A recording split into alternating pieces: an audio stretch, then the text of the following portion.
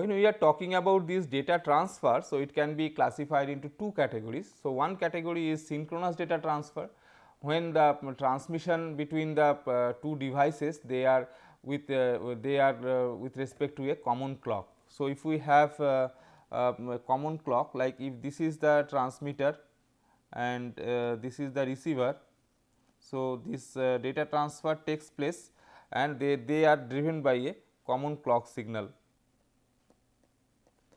So, this type of transfers, so they are known as synchronous data transfer. So, a sequence of synchronizing signal can be sent before the communication takes place. So, like for telling that okay, I want to send data now. So, that way, so this clock is acting as the synchronization signal. So, that way, or it may be that there are some signals that are sent from transmitter to receiver telling that it is going to start the communication, and the bit rate and everything can be set. And this is usually high speed data transmission. So, we have got transmission of the range of 2 kilobits per second and things like that, and it is a message based communication. So, synchronization occurs at the beginning of a long message. So, if you are sending a long message, at the beginning some synchronization bits are sent, so that the transmitter and receiver they get synchronized, and then the data transfer starts. So, this way we can have this synchronous data transfer.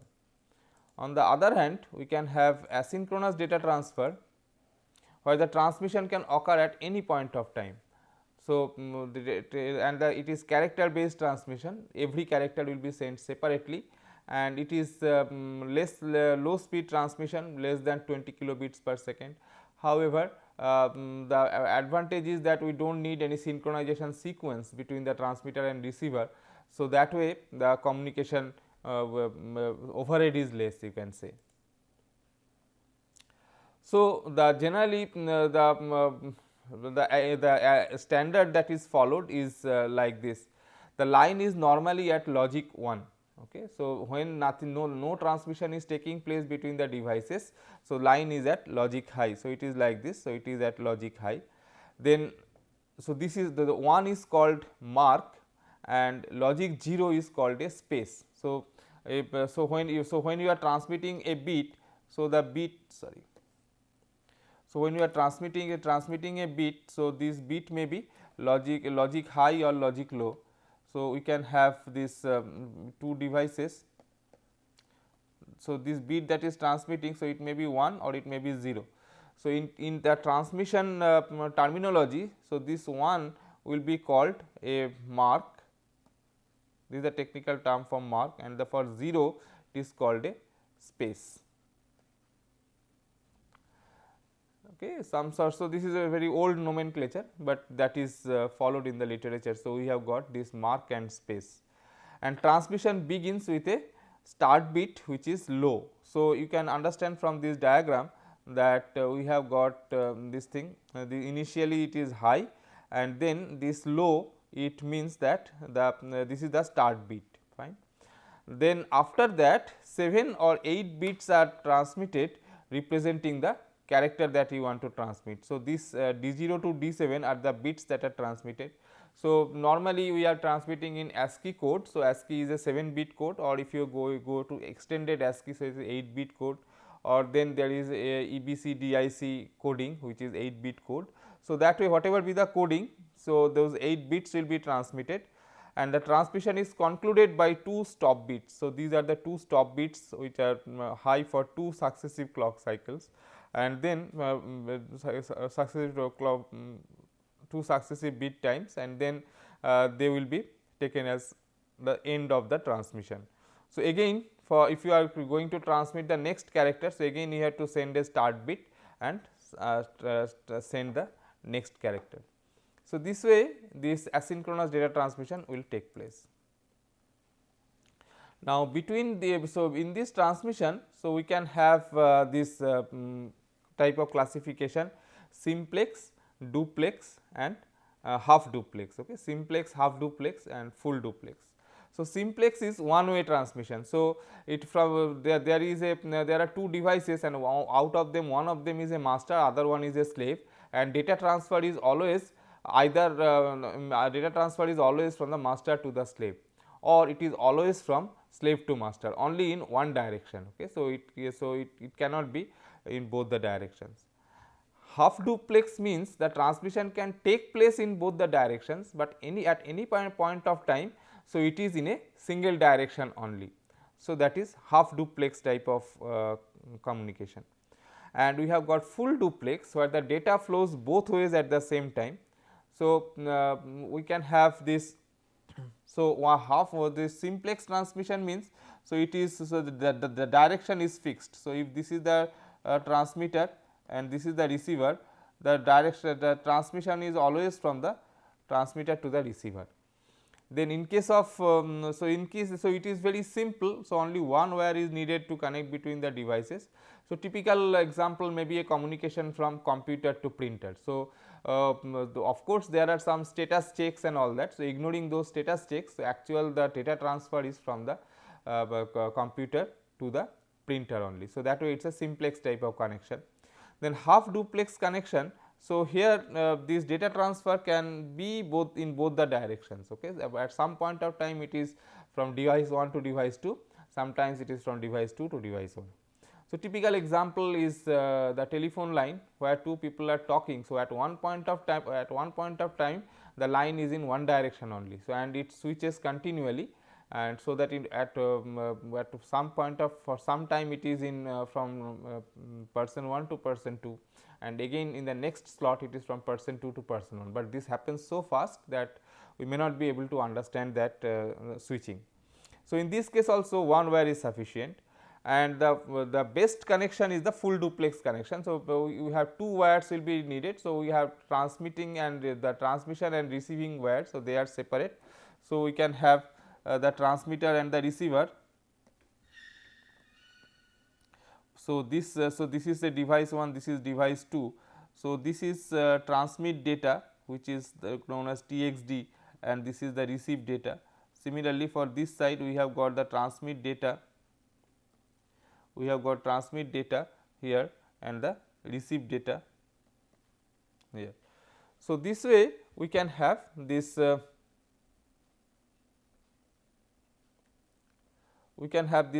transmission and receiving taking place simultaneously. So, in this case two wires are necessary, one for transmission and one for receiving, and so it is like communication between two computers. So, we have got this full duplex communication. So,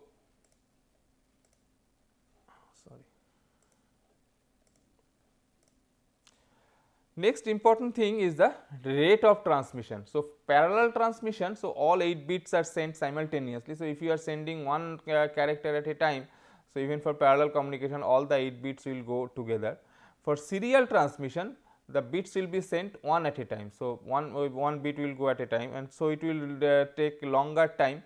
So, we have to because the bits will go serially, and since that transmission and receiving devices, so they may not be operating on the same clock. So, we have to have an agreement like how long is one bit time.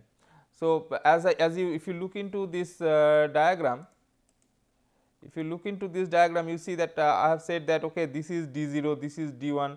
So, apparently it seems that this is this D0 D1 is a demarcation point, like when D0 ends and D1 starts. So, there must be an agreement about what is the duration of this bit D0. So, what is the individual bit durations. Okay. So, this transmitter should activate the value of D0 for that much time, and receiver should expect that value of D0 within that time. So, that way that agreement should be there. So, there needs to be an agreement on how long each bit stays on the line. So, rate of transmission is measured at bits per second or baud. So, how many bits you are transmitting per second. So, once this bit rate is fixed, okay, bit rate is agreed upon, the transmitter and receiver can find out what is the bit time. So, for that bit time the individual bits will be sent. So, we have got for a certain baud rate how long should it each bit last. So, you can find out like baud it bits per second. So, seconds divided by bits is 1 baud. So, at 1200 baud a bit will last 1 by 1200 or 0.83 millisecond. Now, this term baud is slightly misnomering here, because in communication technology, so this baud is the symbols per second, but here we are taking each bit as a symbol. So, we will be simply talking them as bits per second, keeping in mind that baud is actually symbols per second. So, this 1200 baud rate, so we can say that individual bits will lie for will be there for 1 by 1200 0.83 millisecond. So, this bit timing is fixed, and then to transmit a character, so we want to send this character A over serial communication line at a baud rate of 56.6 kilo. Now, first of all, we find out the ASCII of A. So, ASCII of A is 41 hex, that is 65 decimal. So, this is the corresponding 8 bit pattern. So, now we have to add one start bit and two stop bits. So, first this start bit will go, then this bit pattern will go, and then two stop bits will go. Total 8 plus 9, 8 plus 1 9 plus 2 11 bits are to be transmitted. Okay. Now, at 56.6 kilo baud rate, so the each bit timing is 17.66 microsecond, and so we have to set up a delay loop for 17.66 microsecond after sending one character serially. So, we have to wait for this much of time, and after that only we should change to the next bit. Okay. So, we have to set up a loop for this 17.66 microsecond, and then and set the transmission line to different bits for the duration of the loop. So, that way we have to do the serial transmission. Another important issue with the serial transmission is the error checking. So, there can be various types of errors that can come while transmission is taking place. So, some of the bits may be modified, some messages may not be received at all. So, like that, so there are different types of errors depending upon the transmission policy that we are following. So, we have to have some additional information sent to check at the receiver whether this transmission had some error or not. So, there are two very popular techniques for doing it. One is called parity checking and another is the checksum. So, parity checking is actually checking whether the total number of ones in the bit stream that has been transmitted is even or odd. So, two systems, that the two devices, before starting the communication, they can agree upon the policy, like they can say that we will accept odd parity, means the number of ones transmitted must be odd, always odd, or they may agree upon an even parity, that telling that number of ones transmitted is always even. So, if this is that bit stream that is transmitted, so if this is the bit stream, sorry.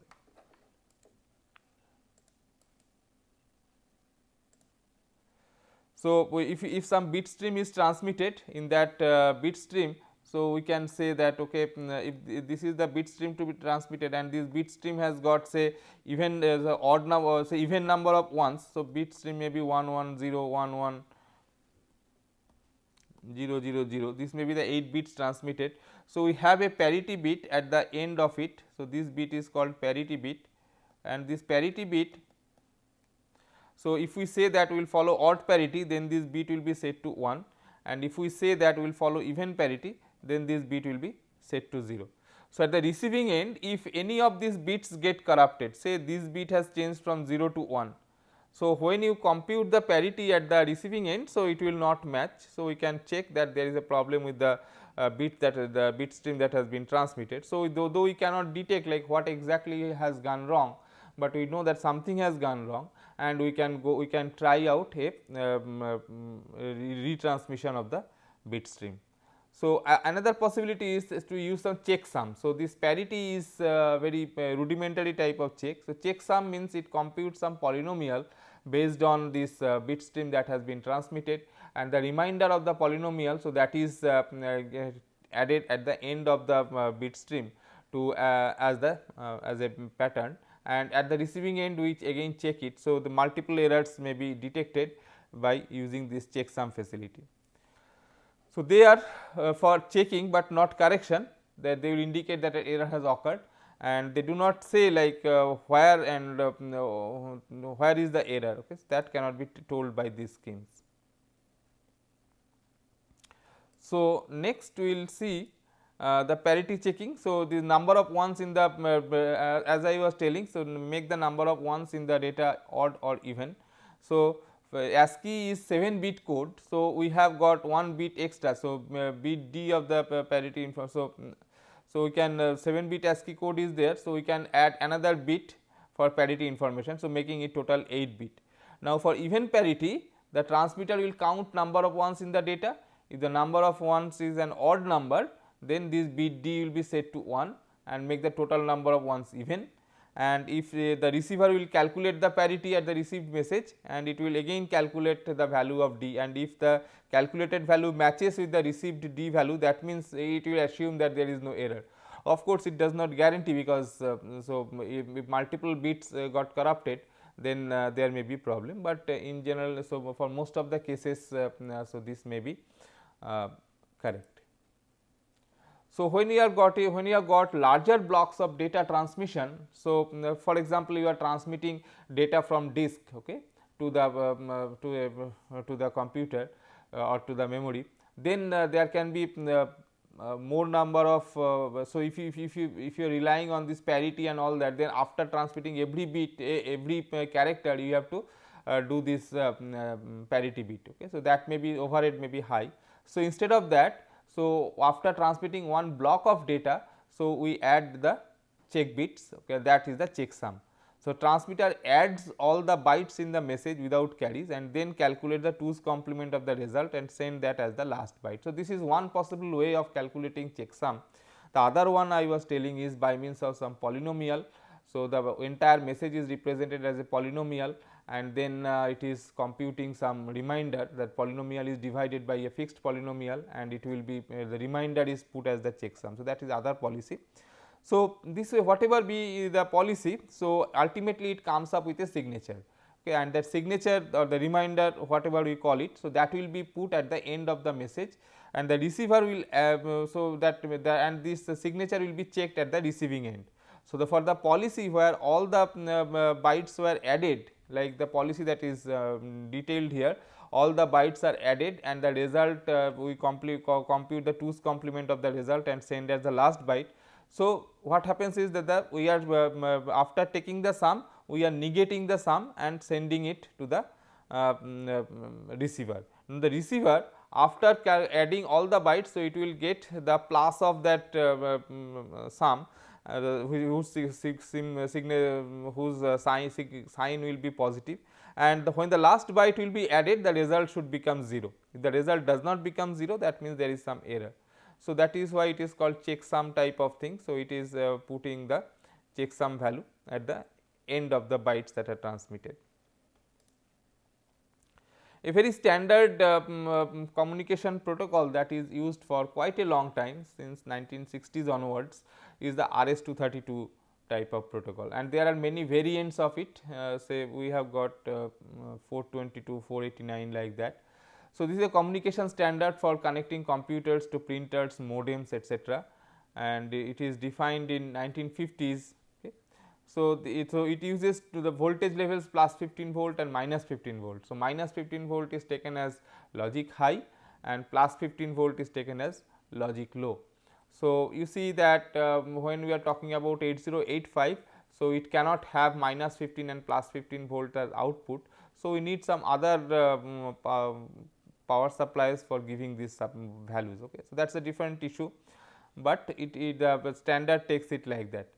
And in fact, this is a range. Okay. So, this minus 15 is actually minus 4 to minus 15 and plus 15 is plus 4 to plus 15. So, this speed is less than 20 kilo baud rate and restricted to the distance also less than 50 feet or 15 meter. The original standard uses 25 wires to connect two devices. So, but many of those wires are not connected for in communication, because so these 25 wires, so this interface was very, I should say, very robust type of connection, and many times we do not need that much rugged connection. So, if the device, if the two computers are located close to each other, then we do not need so rigorous connection between them. So, only few of wires may be sufficient. So, it may be brought down to 3 wires in the best case. Okay. So, what about the software side of this serial transmission? So, software for it is doing it like this. So, the transmission line is at logic 1 by default. So, as I said that the line is logic high, then it has to transmit a start bit to for one complete bit length. So, bit length is decided by determining that bit timing. So, from that we can send a start bit for that time, and then we can transmit the character as a stream of bits with appropriate delay. So, after transmitting every bit, we have to wait for the bit time before changing it to the next bit. After that, we should calculate the parity and transmit it if needed, and transmit the appropriate number of stop bits. So, this again these are all programmable, like how many stop bits, then what is the baud rate. So, all these are programmable. So, if these things are agreed upon to between the device and the processor, so based on that it can do the transmission, and then the transmission line will return to logic high. So, this is the if you are developing the software for doing transmission, so these are the steps to be followed. So, this is the protocol, this is the diagram, the schematic diagram that you can see, that in case of 8085 in the accumulator register. So, we can put the value on the D0 line, the bit that we are trying to transmit. So, this is the start bit that we are transmitting. Suppose so start bit should be 1, so sorry, start bit should be 0. So, we are and this accumulator has got the 8 bit pattern that we want to transmit. Okay. So, after sending the start bit, so we will be sending the first bit. So, this D0 is put onto the line, and that is going to after that there is a shift. Okay. So, this shift will take this 0 to this, okay, and this one will go out. So, this 0 will be transmitted next, then this way all these bits are transmitted, and when this one comes, so this one comes, then it will be coming like this. Then after that this again 7 bits, so 7 bits is D0 to D6, so that is done, and then the again another start bit may be sent, and this communication will take place. So, that way it will be taking place. So, the flowchart is like this, that set up the bit counter, set bit D0 of A to 0. So, for the start bit part, then we wait for the bit time. Okay. So, this is the that will help us in transmitting the start bit. Then we get the character into the accumulator, then wait for the bit wait for bit time. So, then we so this is in a loop now. So, of course, you can say that okay, you are waiting for 2 bit times here, but this may be brought down also. Rotate a left and decrement the bit counter. So, we rotate left. So, this next bit will be coming to the D0 pin, and then we will be transmitting that bit there, and so it will this way it will go on. Then the so this way it will go on until the all the bits are transmitted. So, when we come to the last bit, so it is also last bit has been transmitted. So, we add the parity bit, and the parity bit will be transmitted, and then we will send the stop bits for ending the transmission of the character. So, for the reception part, for the receiver part, so it will wait for a low to appear on the transmission line, because receiver it will see that line to be active, to be high when there is no communication, and when a transmission is going to start, then this line is brought low. So, that will indicate a start bit. Then it will read the value of the line over next 8 bit lengths. Okay. So, next 8 bits, so it will get over the every bit time it will sample the line. So, it normally samples the line at the middle of the bit time to get the value that is available on the data line. So, that all the 8 bits are received, then it will calculate the parity and compare it to a bit 8 of the character. So, up to bit 7 is the ASCII code, and bit 8 is the parity. So, it will compute the parity and check with the bit 8. So, if they are matching, then then it is fine, and if it is not so, then it will check, it will tell that the character received is not correct, there is error. So, some higher level activity has to take place, and then it will wait for the appropriate number of stop bits. Okay. So, you will check that 2 stop bits if it is agreed upon, then or if it is agreed upon that only 1 stop bit will be sent. So, so it will wait for the appropriate number of stop bits, and then that will end the transmission of one character. again for the next character another start bit, it will wait for the start bit to come and it will go like this. So, serial reception will be like this, that first this bit on this bit D7. So, it will be getting this 0. So, this 0 will be shifted, okay, and then the accumulator content will get shifted this way. So, ultimately the pattern the bit stream that we have sent, so 0 1 0 0 0 1.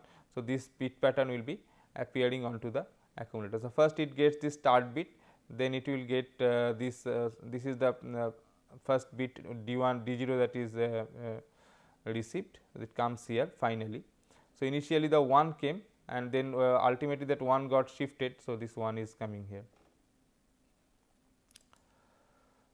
So, this serial reception is like this. So, it should read the input port for start bit. The start bit is not there, then it will wait in the loop.